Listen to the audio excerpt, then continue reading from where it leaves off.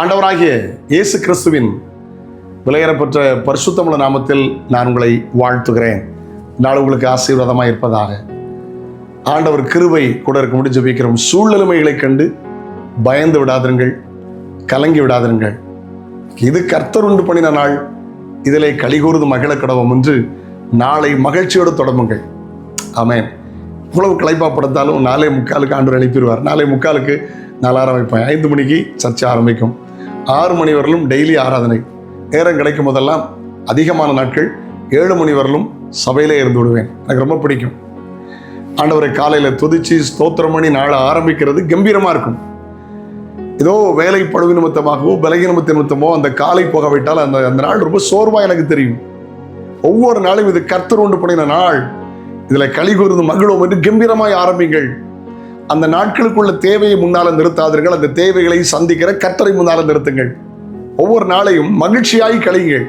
ஹல்லேலூயா, மகிழ்ச்சியை ஆரம்பிங்கள். ஒரு முறை ஒரு சம்பவத்தை வாசித்தேன். அட்லாண்டிக் கடலில் கப்பலில் பயணித்து கொண்டிருந்த ஒரு தம்பதியினர் அதிகாலை வெளியே வரும்போது ரொம்ப இருட்டாக இருந்தது. அவங்க பயந்து போனாங்க. பணிப்பெண்ணை பார்த்து சொன்னாங்களா, எனக்கு ரூம்லேயே சாப்பாடு கொண்டு வந்துருங்க, ஒருவேளை புயல் வரும் போல தெரியுது. அட்லாண்டிக் கடல்லாம் விமானத்தில் போனாலே நான் ஒரு சில முறை பயணித்திருக்கிறேன். ஐரோப்பா கண்டத்திலேருந்து அமெரிக்கா கண்டத்துக்கு போகிறதுக்கு 13 மணி நேரம் ஆகும். அப்போ கப்பல் இருந்தாலும் எத்தனை மாதங்கள் ஆகும். அப்போ பயந்து போனார்கள். அவங்க அந்த பணிப்பெண் சொன்னாலே, இல்லைம்மா பயப்படாதுங்க, இரவே நாம் அந்த புயலை கடந்து விட்டோம். அந்த இருள் தெரிகிறது, ஆனால் கடந்து விட்டோம். சில பிரச்சனைகள் நம்ம விட்டு போய்விட்டது, பின்னால போய்விட்டது. அதை நினைத்து வருத்தப்பட்டு கொண்டிருக்கிறோம். தவறு செய்யாதிருங்கள். கர்த்தரை அழகாய் நடத்துவார். ஒவ்வொரு நாளையும் ஸ்தோத்திரத்தோடு, ஜெபத்தோடு, விசுவாசத்தோடு, தைரியத்தோடு ஆரம்பிங்கள். இந்த நாள் கர்த்தர் உண்டு பண்ணின நாள். ஆமென். இதில் களி கூர்ந்து மகிழ்வேன் என்று ஆரம்பிங்கள். ஜெபத்தோடு ஆரம்பிங்கள், துதியோடு ஆரம்பிங்கள். நான் உங்களுக்கு ஆசீர்வாதமாய் மாறும். ஆமென். வீண் கவலையோடு, பிரச்சனையோடு நாட்களை ஆரம்பிக்காதிருங்கள். வாசிக்கலாமா? சங்கீதம் 118:24. ஆமென். இது கர்த்தர் உண்டு பண்ணின நாள், ஸ்தோத்திரம். இதிலே களி கூர்ந்து மகிழ கடவோம். ஹல்லேலூயா. அதிகாலையில் சில நேரம் நான் 5 மணி பிந்திட்டா எனக்கு வெக்கமாக இருக்கும். கேட்டை திறக்க போனால் அங்கே 2 பேர் ஒருத்தர் வந்து காத்திருப்பாங்க.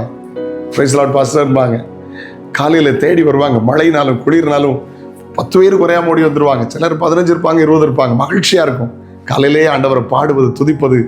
அவன் மகிழ்ச்சியோட நாட்களை ஆரம்பிங்கள். ஏசப்பா அந்த நாளை உங்களுக்கு ஆசீர்வாதமாக்கி தருவார். கவலை மாற்றுங்கள். போங்க, உங்கள் வேலை ஆசீர்வாதமாக இருக்கும். போங்க, உங்கள் எக்ஸாம் ஆசீர்வாதமாக இருக்கும். போங்க, உங்கள் இன்டர்வியூ ஆசீர்வாதமாக இருக்கும். ஆமென். எடுக்கிற முயற்சி வாய்க்க பண்ணுவார் கர்த்தர். வெற்றியோடு நாளை ஆரம்பிங்கள்.